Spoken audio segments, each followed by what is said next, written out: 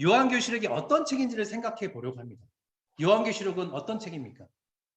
혹시 여러분은 성경의 소 제목을 정해놓고 혹시 정해놓으신 분이 있으신가요? 창세기, 그러면 창세기는 어떤 책이다? 출애굽기는 어떤 책이다?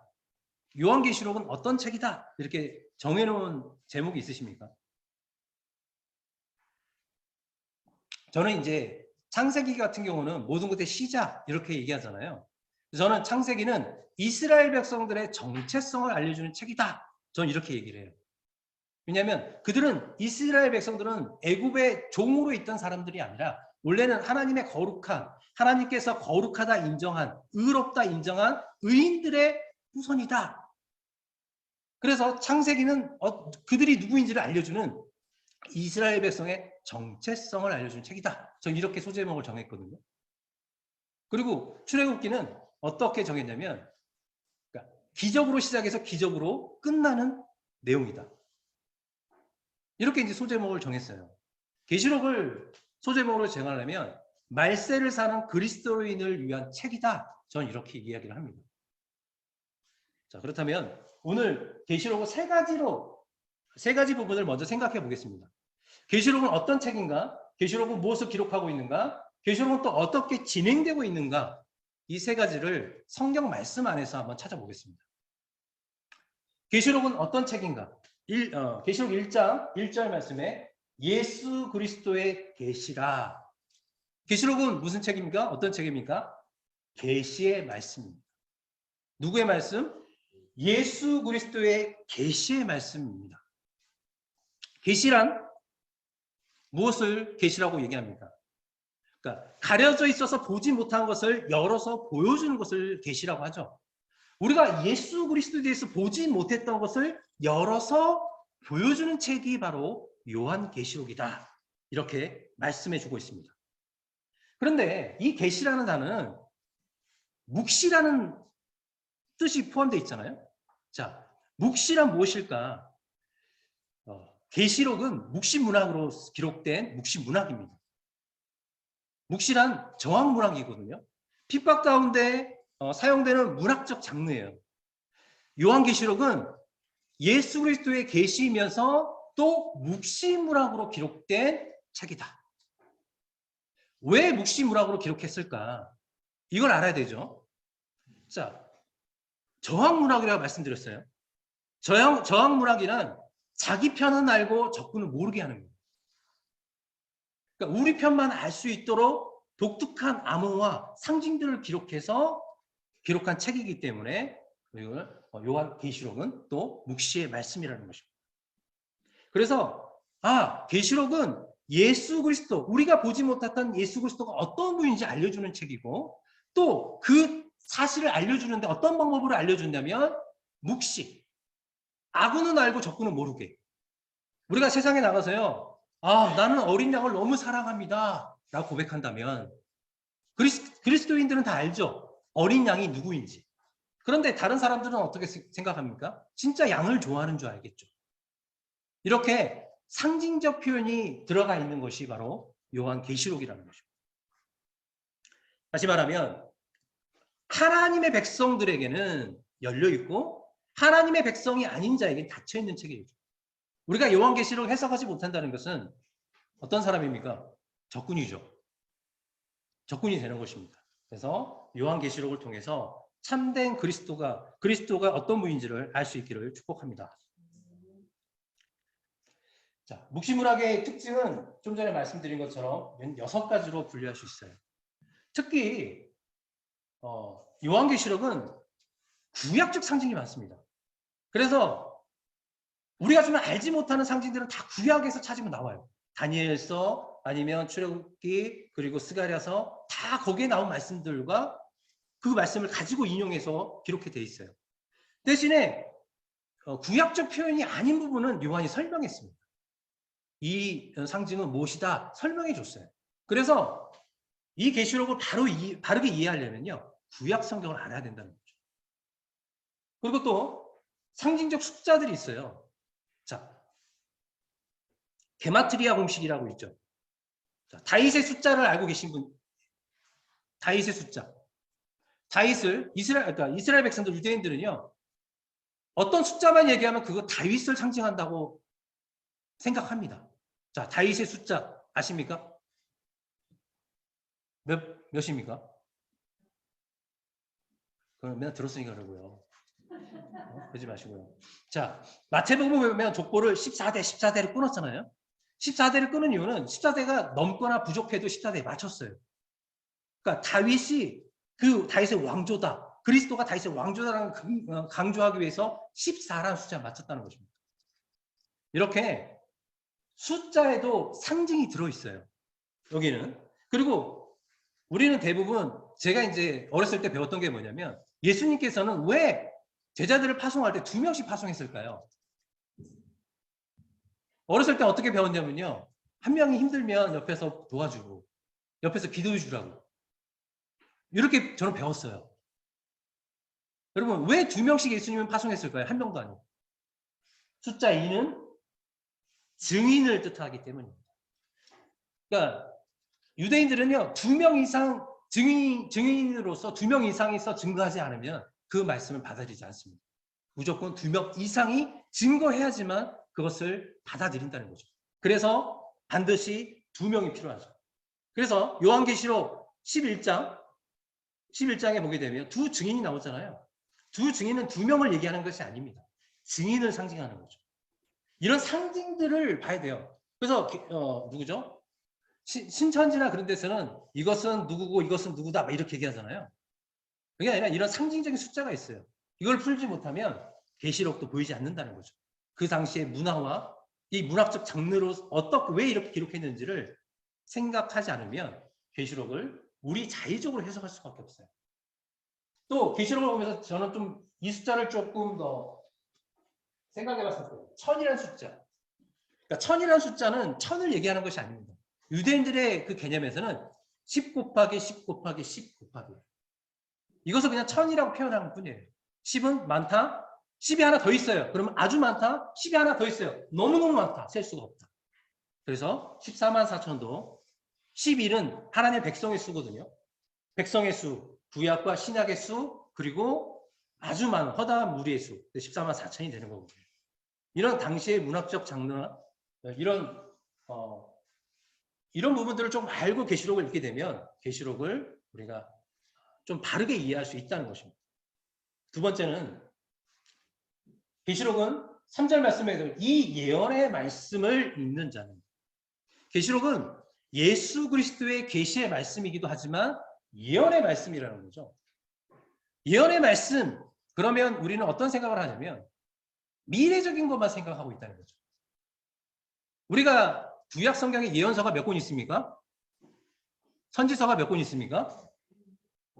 17권이 있잖아요. 이 17권은 미래적인, 우리가 선지서라고도 부르기도 하고 예언서라고도 부르잖아요. 근데 이 예언서를 내용을 다 분석해 보면요. 미래적인 것은 약 8%밖에 없어요. 모두가 뭐냐면 현재에 대한 내용입니다. 미래를 조금 얘기해주고 현재에 대해서 계속 이야기하고 있어요. 이것은 무엇을 얘기합니까? 미래의 소망을 두고 현재를 살아내게 하기 위해서 예언서를 주셨다는 거죠. 요한계시록은 이 미래적인 것을 가지고 무서워하고 두려워하는 게 아니에요. 이 결론적인 것을 알고 우리가 이 시대에서 믿음으로 살아야 된다. 이게 복이다라는 것을 이야기해 주고 있다는 것입니다. 마지막 시대에 예언의 말씀, 이 하나님의 말씀, 이 예수 그리스도의 말씀을 통해서 우리가 복을 누리는 모두가 될 수 있기를 축복합니다. 그래서 세 번째는 편지, 서신서라는 겁니다. 요한은 아시아에 있는 7 교회에게 편지하노니, 이 요한계시록은 예수 그리스도의 계시이고 예언서이기도 하지만 또 편지라는 거죠. 자, 편지는 누구에게 수신자가 있다는 거죠. 독자가 있다는 거예요. 누구를 위해서 썼다는 것입니다. 그래서 요한계시록은 이 첫 번째 독자, 수신자였던 이 7 교회에게 쓴 목적이 무엇인지를 먼저 알아야 된다는 것입니다.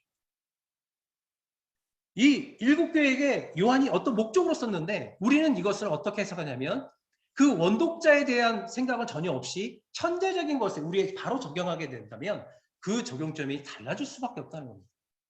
요한은 왜 일곱 교회에게 이렇게 편지했을까? 어떤 목적일까? 이것을 발견하지 못하면 우리는 자의적으로 요한계시록을 이단들처럼 해석하고 전할 수밖에 없다는 것입니다.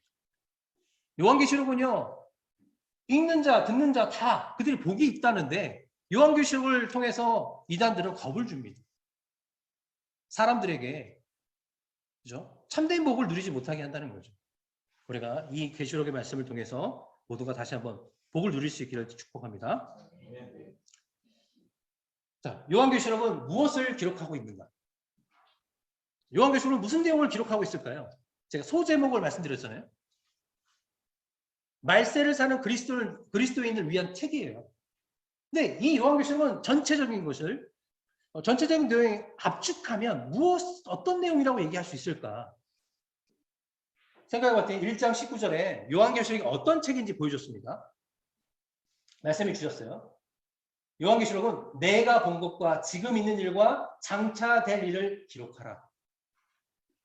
19절에서 예수 그리스도께서 요한을 만났어요. 요한에게 자신의 모습을 보여주고 나서 너 이거와 그리고 지금 너에게 있는 것과 그리고 내가 보여줄 것 이것을 기록해 라고 말씀하셨어요. 다시 말하면 요한계시록은 요한이 지금 본 거와 지금 또 보여주시는 것과 장래에 보여줄 것을 기록한 책이라는 것입니다. 어떤 내용을 보여줬을까? 이게 중요하지 않습니까? 1장에서는 무엇을 보여줬습니까? 1장 20절 보세요. 내가 본 것은 내 오른손의 7별의 비밀과 또 7 금투대라. 지금 네가 본 것은 지금 뭐예요? 오른손에 7별이 있고 촛대 이걸 봤잖아. 이건 이거야 라고 결론을 줬어요. 다시 말하면 1장이 지금 본 것입니다. 내가 본 것, 지금 본 것이 1장의 내용이에요. 그러면 지금 있는 일은 뭐냐면 지금 있는 일. 2장 3장 교회에 있는 일이에요. 교회가 지금 어떤 모습으로 있는지를 지금 보여주고 있는 겁니다. 그래서 교회에게 무엇을 얘기합니까? 귀 있는 자는 성령이 교회에게 하는 말씀을 들으라. 지금 너희는 들어야 한다. 그래야지만 승리한다. 그래서 지금 있는 일, 지금 칭찬과 책망을 통해서 다시 들어야 한다라고 말씀하고 있다는 것입니다. 그리고 내가 장차 될 일 후에 마땅히 일어날 일들을 내게 보이리라 하면서 4장 1절부터 데려가서 장차 될 일에 대해서 보여주고 있어요. 장차 될 일이 무엇입니까? 딱 봤더니 4장에서는 천상의 예배 모습을 보여줬어요. 하나님의 보호자. 5장에서는 어린 양의 모습을 보여주면서 계시록 22장에서는 또 뭘 보여줍니까? 새하늘과 새 땅, 하나님의 완성된 나라를 보여주고 있다는 것입니다. 장차 될 일. 자, 그러면서 내가 본 것, 지금 있는 일, 장차 될 일, 이 모든 것은 무엇을 보여주고 있냐면 어린 양 예수 그리스도의 승리, 그리고 그 예수를 믿는 자들의 승리를 이야기해 주고 있다는 것입니다. 예수 그리스도는 죽었지만 살아난 자이고 지금 모든 만왕의 왕으로서 모든 심판의 권리를 가지고 있는 자다. 승리자다. 그 모습이 어떤지를 1장에 보여줬어요. 지금도 교회와 교회 사자들과 함께 하고 있다. 그러므로 예수 그리스도를 통해 너희는 승리할 수 있다라는 것을 보여주고 있다는 것입니다. 2장 3장도 마찬가지예요. 귀 있는 자는 성령이 하신 말씀을 들어라. 들어서 회개하고 돌이키면 승리자에게 준 약속이 있다라고 말씀해 주고 있다는 것입니다. 그리고 4장부터 22장까지도 천상의 예배자가 있었어요. 그리고 계속 재앙과 여러 가지 사건 속에서 마지막 심판을 통해서도 또 어떻습니까? 승리자가 있었습니다. 하나 예수 그리스도 이 계시의 말씀을 듣고 지키고 간직하는 자는 승리할 수 있다. 승리할 수 있다는 것을 말씀해 주고 있습니다. 그래서 계시록의 전체는 어떤 내용을 얘기하냐? 말세에 사는 그리스도인들을 위한 건데 이 그리스도인들은 무엇을 알고 있어야 된다? 어린 양의 승리와 성도의 승리가 있다는 것을 알아야 됩니다. 그 안에 고난이 있을 뿐이다. 그 고난은 영원하지 않다.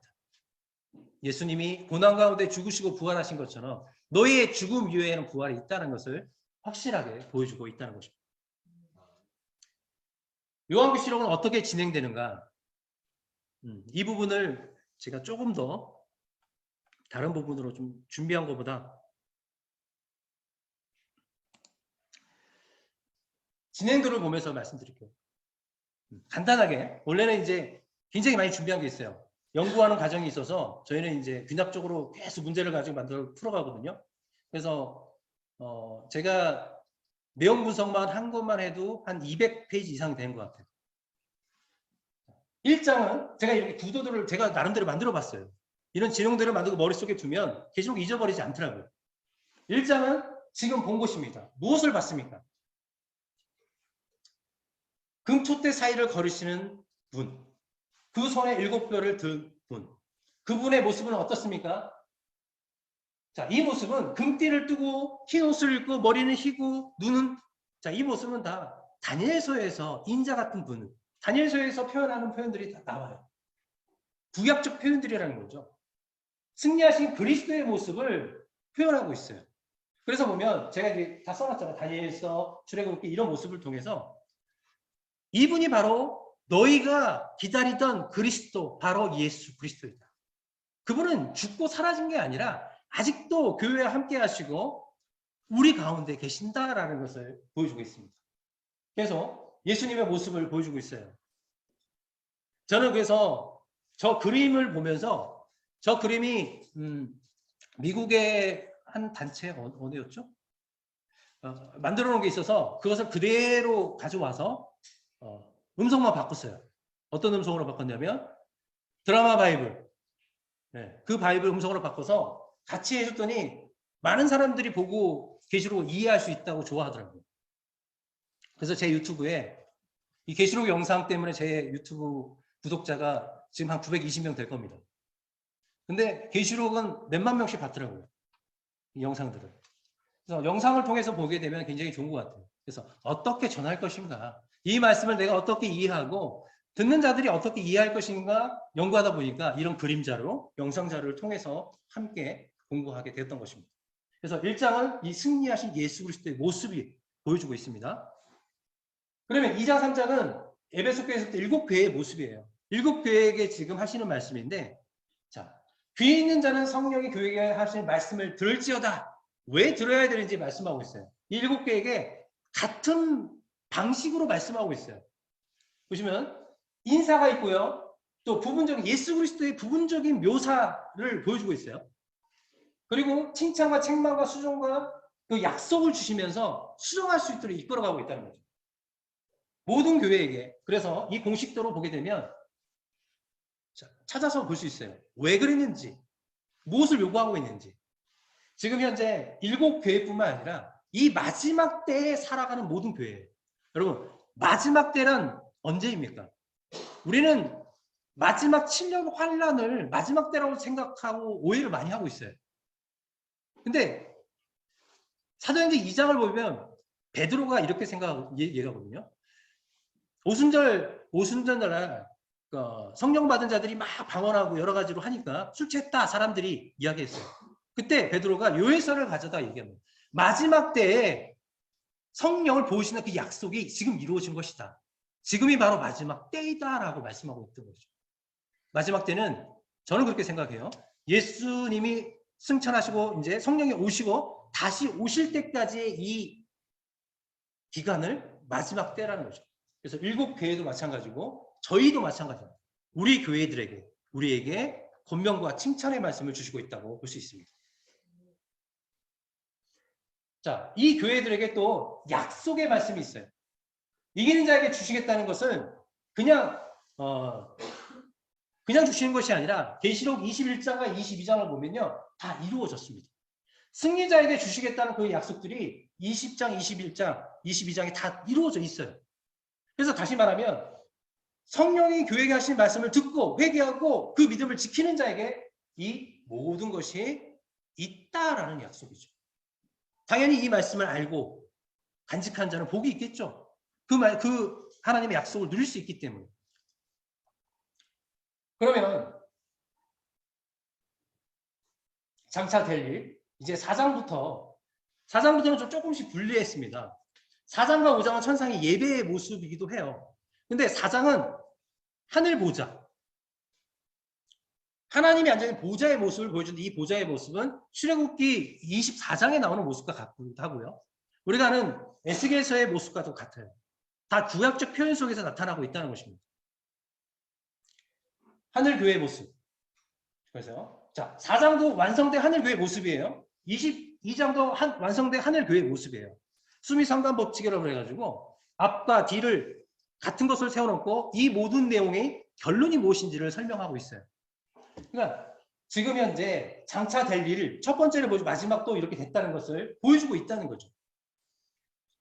지금 그런데 2장, 3장은 어떤 모습이에요? 확실한 승리가 있는데 2장, 3장의 교회들은 어떤 모습이냐면 지금 믿음을 잃어가고 있다는 거죠. 그래서 이 장차될 확실한 것을 보고 예수님께서 권면한 대로 너희들이 돌이켜 그 내용이라는 것입니다. 장차될 일들은 뭐가 막 무서운 게 아니라 앞으로 이렇게 되지만 승리할 거야. 그러니 예수님께서 너에게 약속하신 대로 책망하신 대로 수정하고 약속을 바라보면서 그 말씀을 지켜내. 이거라는 거죠. 그럼 6장부터는 무슨 내용입니까? 드디어 예수님께서 5장에서 하나님 오른손에 있던 두루마리를 가지고 뜯으시죠. 두루마리. 자, 인을 뜯는 사건입니다. 6장은 몇 번째인까지 뜯어집니까? 많이 아시죠? 졸리시죠? 힘드신가요? 빨리 끝낼까요? 자, 6장부터 8장 1장까지가 6번째, 7번째 인이 다 떨어져요. 다 띄시는데, 근데 7장은요, 독특하게 인을 떼시고 나 중간에 다른 이야기가 있어요. 그 이야기들이 무엇인가. 또, 나팔 이야기도 마찬가지입니다. 8장부터 나팔이 불려지는데, 6번째 나팔을 불리고 10장이 또 다른 이야기가 있어요. 중간중간에 쉼을 주면서 우리가 이 땅에서 어떤 모습을 가지고 소망을 살아야 되는지를 제시해주고 있습니다. 자, 1장부터 6장은 첫 번째부터 네 번째 이는 어떤 사건들이 있습니까? 인일 뗄 때마다 말이 나오죠. 네 말이 나와요. 다 이것도 스가랴서에 나오는 그런 모습들이잖아요. 이거는 다 이제 전쟁과 기근과 이건 하나님의 심판을 이야기하고 있는데요. 이 심판은 제가 이제 정정환 목사님하고 저번 달이었나요? 언제? 그 7시간 성경 통독할 때 성경을 통독하면서 제가 가장 기뻤던 게 그거예요. 하나님은요, 구약의 그 심판의 기준이 신약이 똑같다는 거예요. 하나님께서 창조 때부터 세운 질서를 그대로 가지고 심판하시고 그대로 또 우리에게 복을 주시더라고요.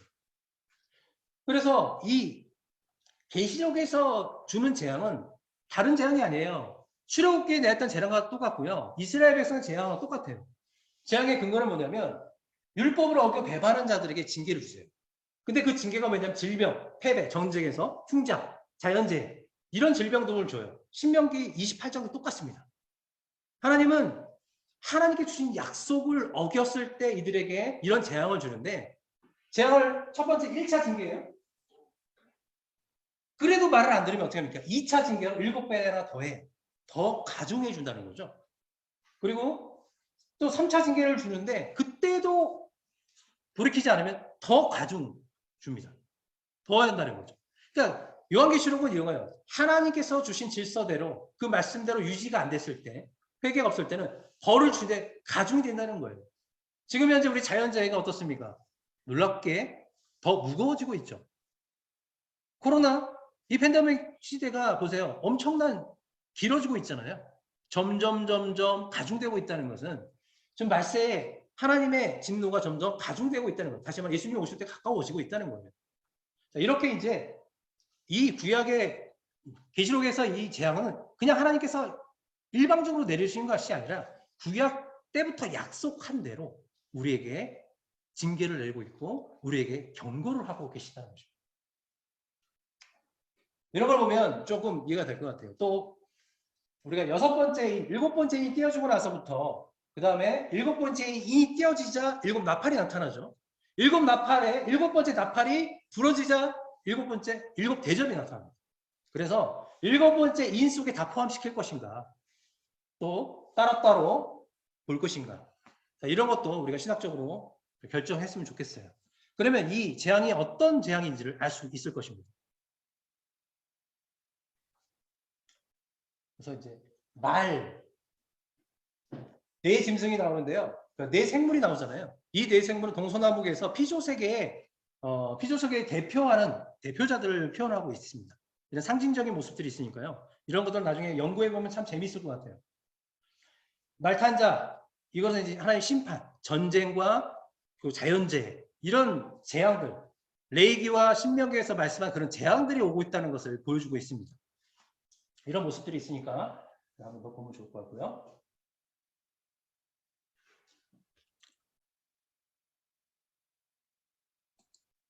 자, 7장은 6장 이거 13절인가요? 마지막 절이 몇 절인가요? 14절인가요? 13절인가요?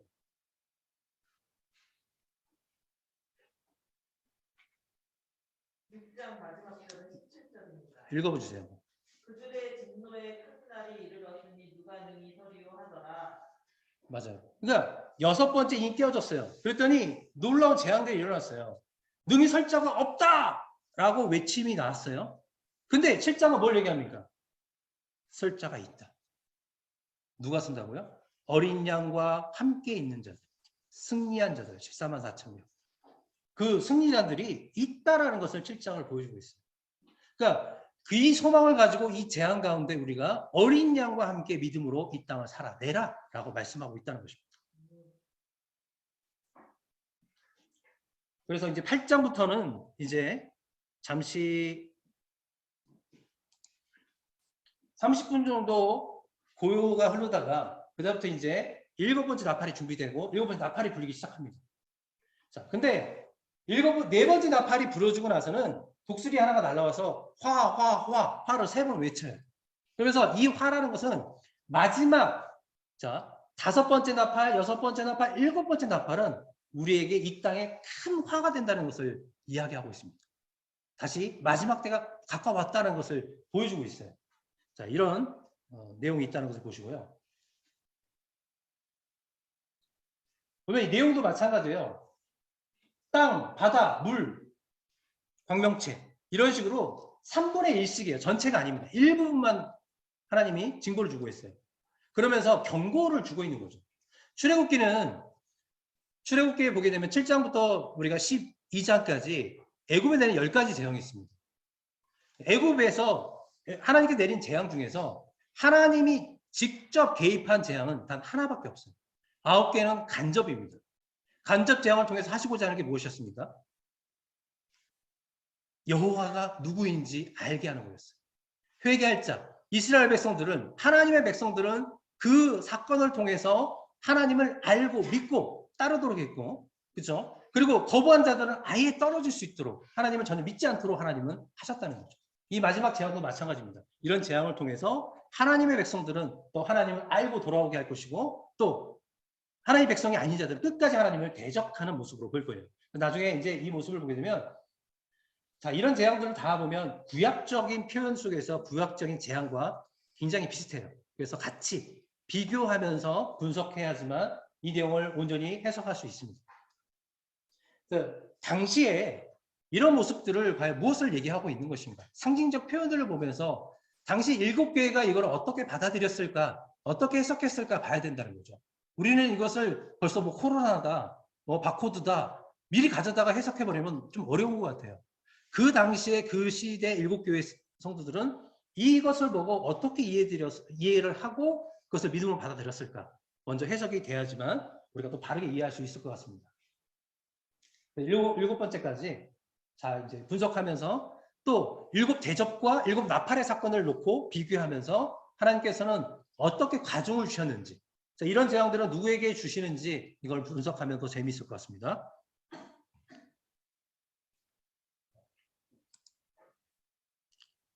자, 요한계시록 이제 9장도 3번의 화가 더 있다고 말씀드렸어요. 자, 마지막 이 화가 더 크니까 회개하라는 거잖아요. 마지막 동안. 그리고 이 마지막 동안 이 하나님의 때가 가까워졌으니까 회개해야 되는데 그때 믿음의 사람들이 해야 할 일이 무엇인지를 10장에서 말씀해 주고 있어요. 다시 증언해야 합니다. 때가 가까웠기 때문에 더 재난과 더 어려움이 있을 때 증인들은 뭘 하게 되면 속히 이루어질 것을 믿고, 왜냐하면 이 하늘에서 큰 천사가 내려와서 약속을 해주거든요. 반드시 이루어질 것이다. 맹세한다. 이러면서 약속을 했어요. 그래서 뭐냐면 마지막 교회는 다시 증언해야 돼요. 예언해야 된다는 것이죠. 그리스도의 말씀, 그리스도가 참된 승리자이다. 그 승리를 선포해야 되고, 그러면 그 승리를 이루는 게 무엇이냐면 끝까지 믿음을 지켜내는 것이다. 그 믿음이 뭐냐면 하나님께서 세우신 질서를 지켜내는 것이다. 하나님의 그 질서대로 우리가 얻고 질서대로 나눠야 된다는 것을 말씀하고 있습니다. 그래서 10장은 마지막 예언해야 되는, 어떻게 예언해야 되는지 11장은 이어서 얘기해 주고 있어요. 두 증인의 모습을 통해서.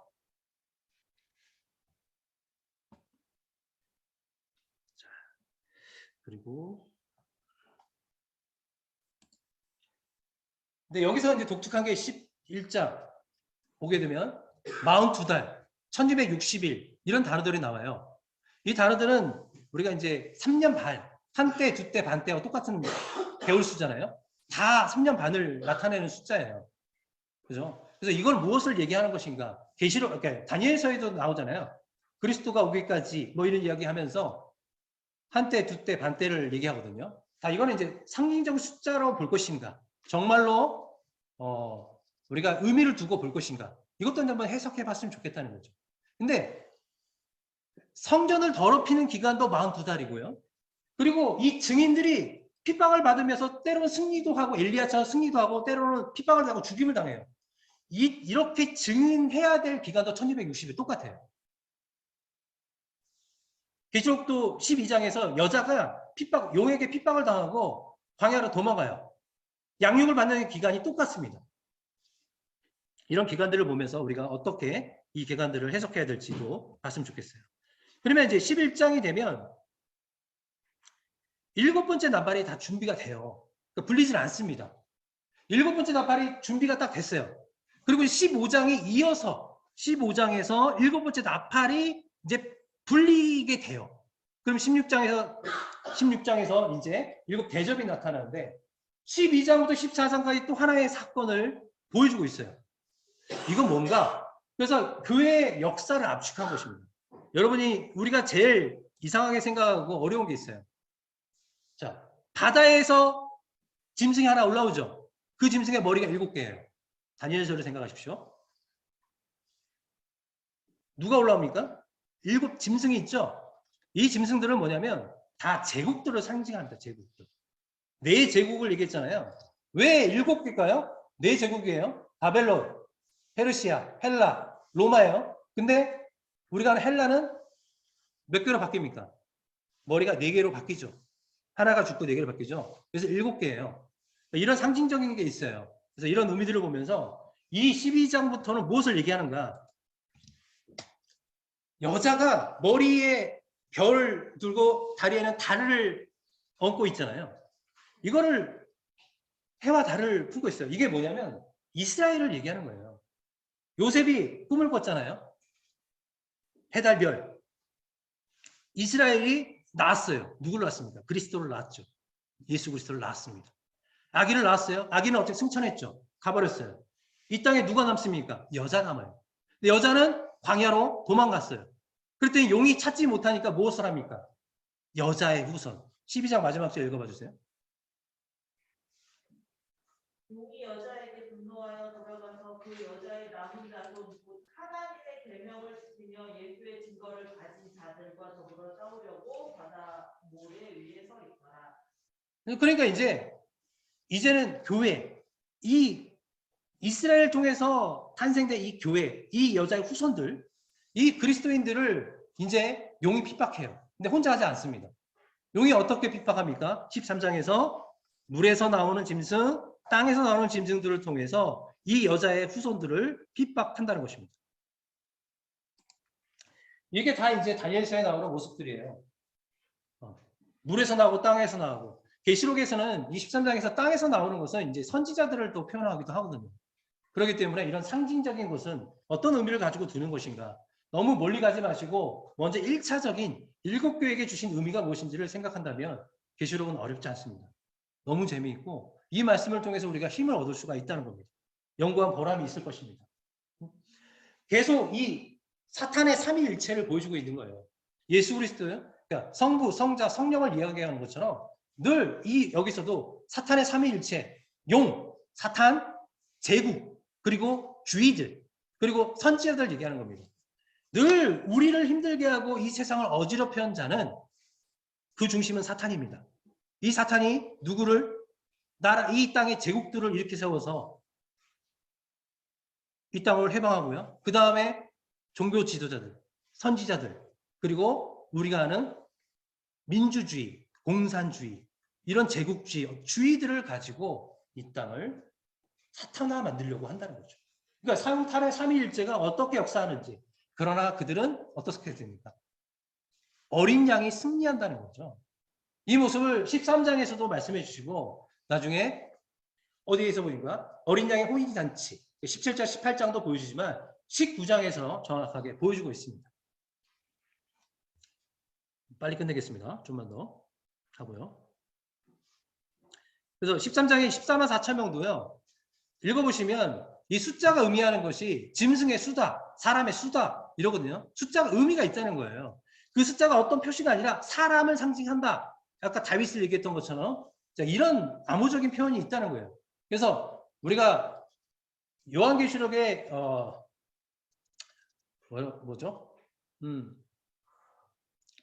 옛날에 저것도 뭐라고 그러죠? 생각이 갑자기 안 나지?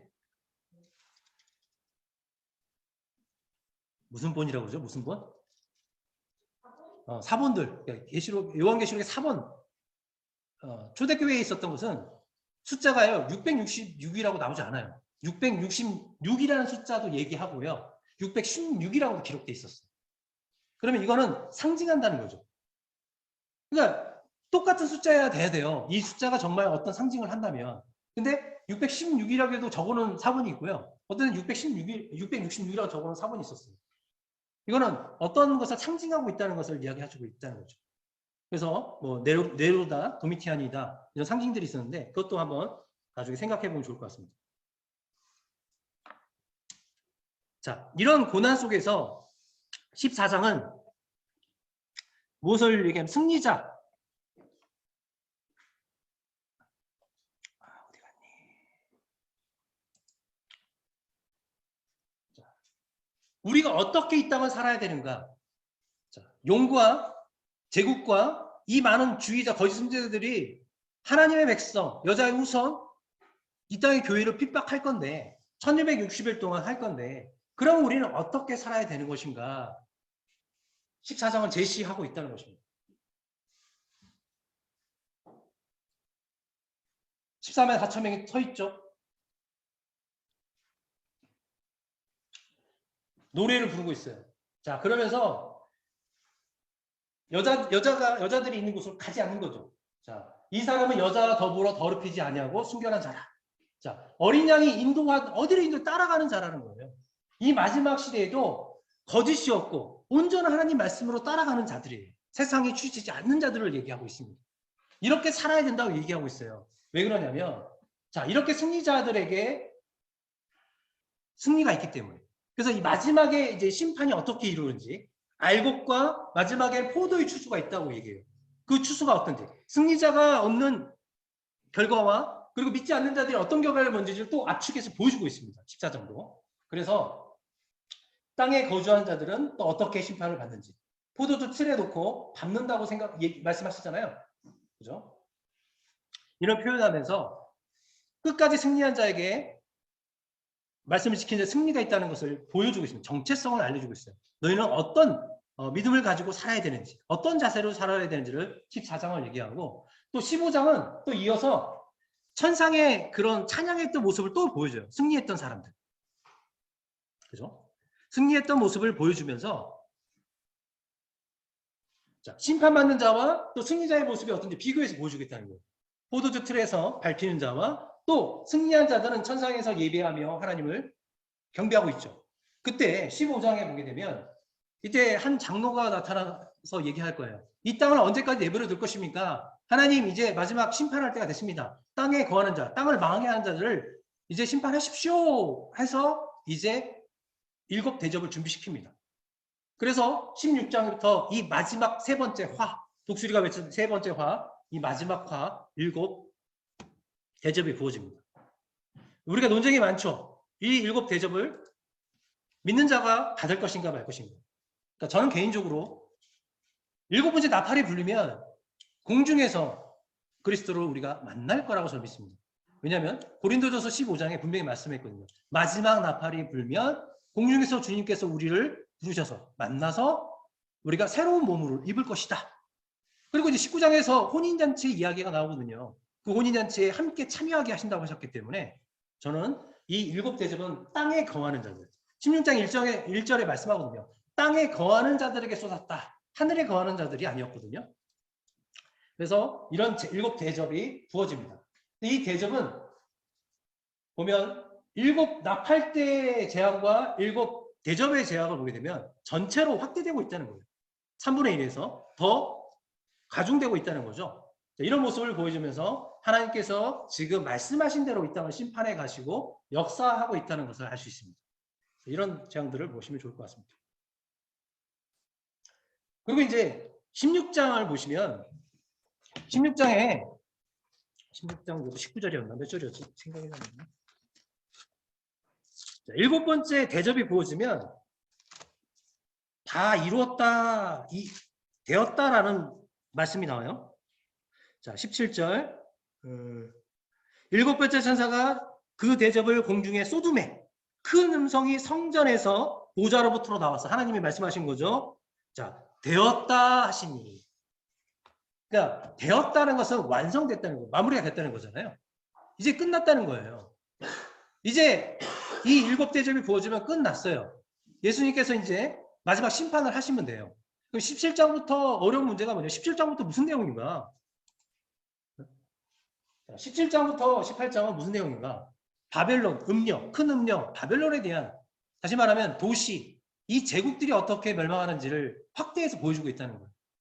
그러니까 이 계시록은 시간순이 아닙니다. 계시록은 시간순 역사순으로 가는 것이 아니라 여러 가지 각도로 보여주고 있어요. 자, 제가 주먹이 어떤 모양입니까?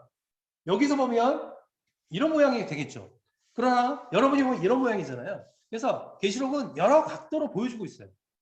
이게 이제 장르예요. 성경에서 보여주는 장르이기 때문에 우리가 이 계시록은 시간순으로 봐서도 안 되고요. 그래서 보면 다시 17장에 되었다. 7 대접이 끝났는데 다시 또 제국들이 있다. 이거는 6번째 대접, 7번째 대접이 부어질 때 이 땅은 어떻게 심판을 받는지 그것을 확대해서 끄집어서 보여주고 있다는 겁니다.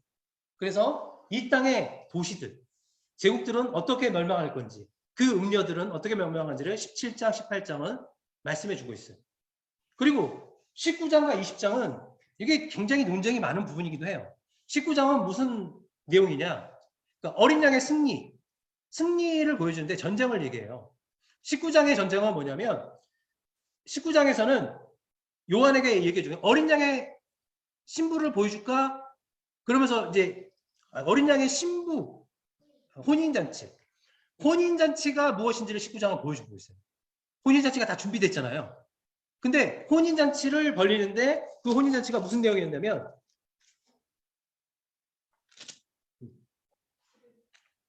몇 절이죠? 자, 보면 17절. 또 내가 보니 한 천사가 태양 안에 서서 공중에 나는 모든 새를 향하여 큰 음성으로 외쳐 이르되 와서 하나님의 큰 잔치에 모여 왕들의 살과 장군들의 살과 장사들의 살과 말들과 그것을 탄 자들과 그죠? 자유인과 모든 사람들 먹어라! 잔치해라! 그런 거예요. 우리는 혼인잔치하면 예수님과 먹고 마시고 이런 잔치라고 생각하는데요. 이 혼인잔치는 전쟁입니다. 마지막 전쟁을 얘기하고 있는 거예요. 예수님께서 이 마지막을 심판해요. 그래서 이 혼인잔치 결과가 뭐냐면 20절 보세요. 짐승이 잡히고 어떻게 합니까? 짐승의 편자들 잡혔죠. 자, 그들을 미혹하던 두 짐승, 땅에서 나온 짐승과 바다에서 나온 짐승, 둘 짐승은 산채로 어디로 갑니까? 불못에 던져집니다. 그러니까 사탄의 삼위일체 중에서 두 개, 그죠? 그들의 심판을 이야기하는 게 19장이고요. 20장은 누가 심판받습니까? 자, 20장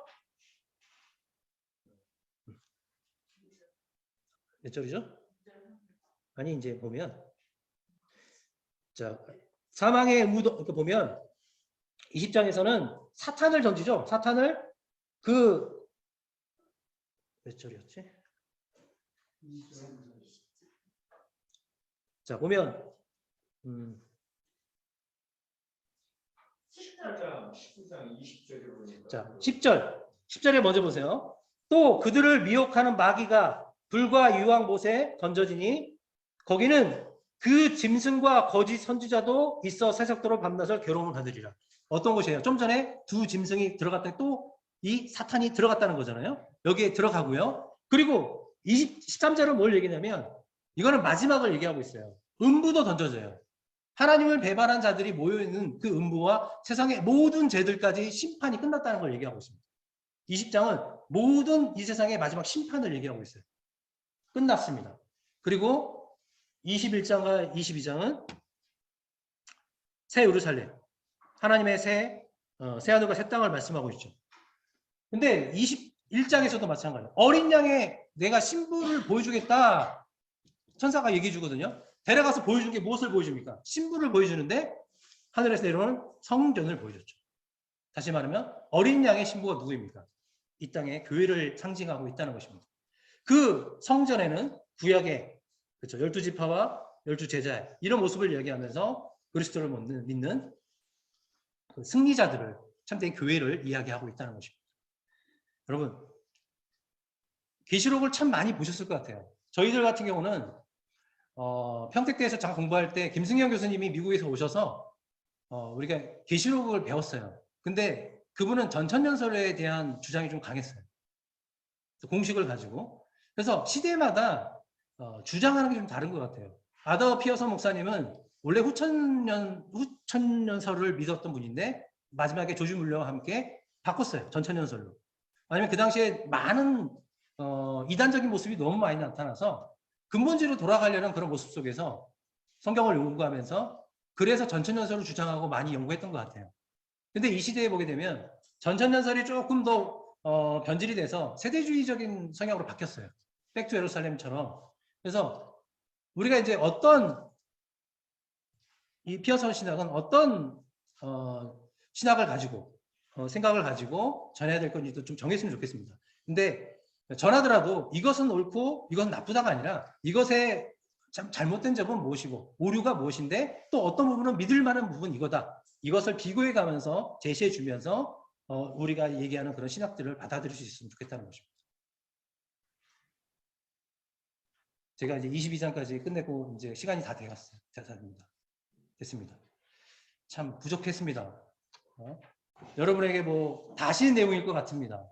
제가 이렇게 말씀드리는 이유는 뭐냐면 함께 연구해서 이 피어선의 신학, 이 경기노예의 신학, 우리 선배 목사님들을 이어서 우리가 이 후배들에게 남겨줄 수 있는 그런 신앙의 문화 유산을 좀 남겼으면 좋겠다는 것입니다.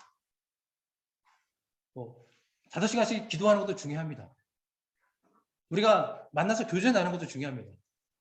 목회자라면 성경의 교제를, 말씀의 교제를 나누면서 우리가 말씀으로 든든히 성할 수 있는 그런 복된 노예, 복된 총회가 될 수 있기를 소망해 봅니다. 정장